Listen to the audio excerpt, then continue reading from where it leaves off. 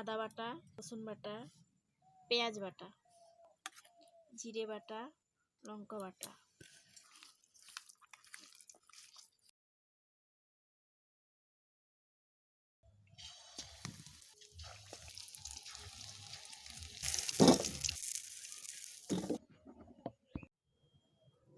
নমস্কার বন্ধুরা, Sujata kitchen with village ফুডে আবারও আজকে একটা নতুন রেসিপি নিয়ে চলে এসেছি। আজকে বানাবো চিকেন ললিপপ। তার জন্য এইরকমই এই যে সলিড চিকেন নিয়ে কেটে নিয়েছি। এইগুলোর মধ্যে এখন আমি কিছু মশলা মাখিয়ে নেব।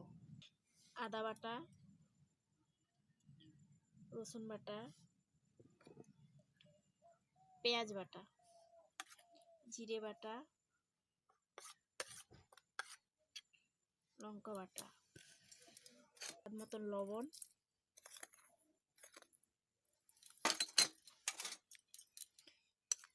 দিয়ে দিচ্ছি কর্নফ্লাওয়ার 1 চামচ, 1.5 চামচ মতন দিলাম। ময়দা দিচ্ছি 1 চামচ, দিয়ে ভালো করে হাত দিয়ে মাখিয়ে নিতে হবে।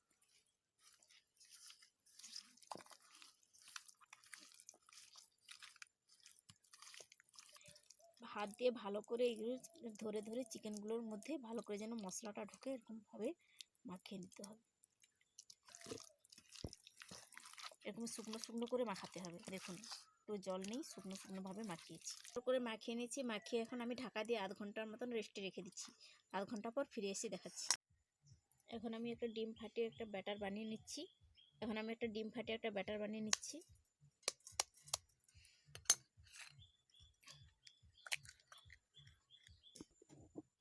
অল্প লবণ দিয়ে দিচ্ছি, লঙ্কার গুঁড়ো,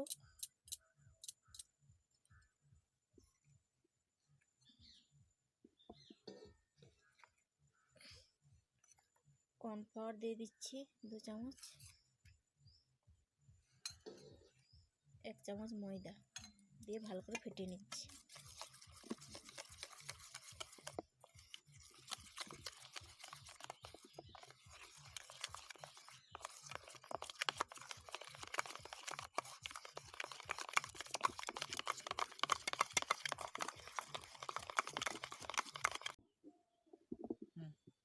আধ ঘন্টা হয়ে গেছে। আধ ঘন্টা পরে এসে আমি উনুনটা ধরে নিয়েছি। এর মধ্যে সাদা তেল দিয়ে দিচ্ছি।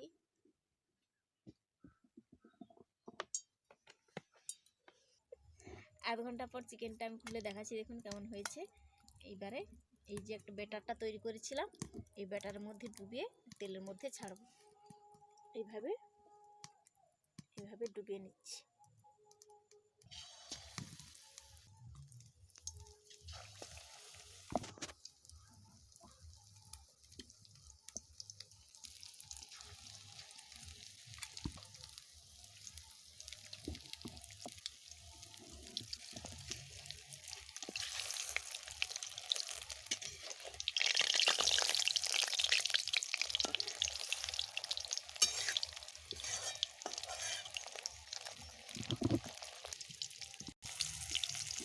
এই ললিপপগুলো আমার ভাজা হয়ে গেছে, আমি এখন নামিয়ে নিচ্ছি।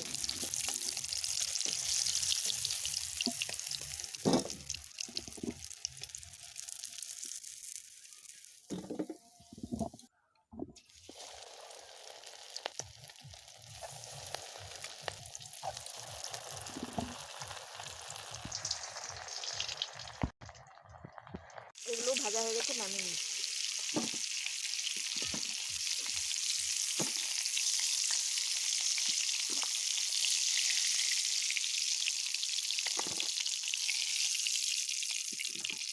দাঁড়ান, ভাববেন না যে এখনই খাওয়া হয়ে যাবে, কিন্তু একটু কাজ বাকি আছে। এখন একটু অল্প সাদা তেল দিয়ে দিচ্ছি, অল্পই লাগবে। দিয়ে দিচ্ছি রসুন বাটা,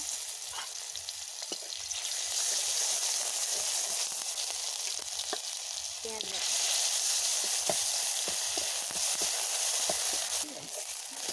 রসুন আর পেঁয়াজটা হালকা হালকা দেখুন বাদামি কালার হয়ে ভাজা হয়ে গেছে। অল্প একটু জল দিচ্ছি। এবারে দিয়ে দিচ্ছি টমেটো সস, দিয়ে ভালো করে ফেটিয়ে নেব।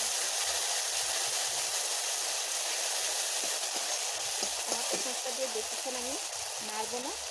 এর মধ্যে এই যে ললিপপগুলো ভেজে রেখেছিলাম এগুলো দিয়ে দিচ্ছি।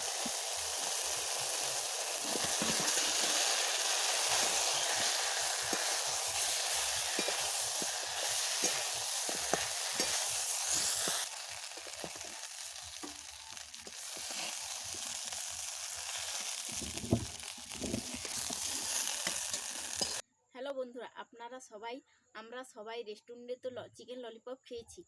আপনারা ঘরোয়া মশলা দিয়ে ঘরে বানিয়ে খেয়ে বলুন তো কেমন হয়েছে রান্নাটা। দারুণ হয়েছে।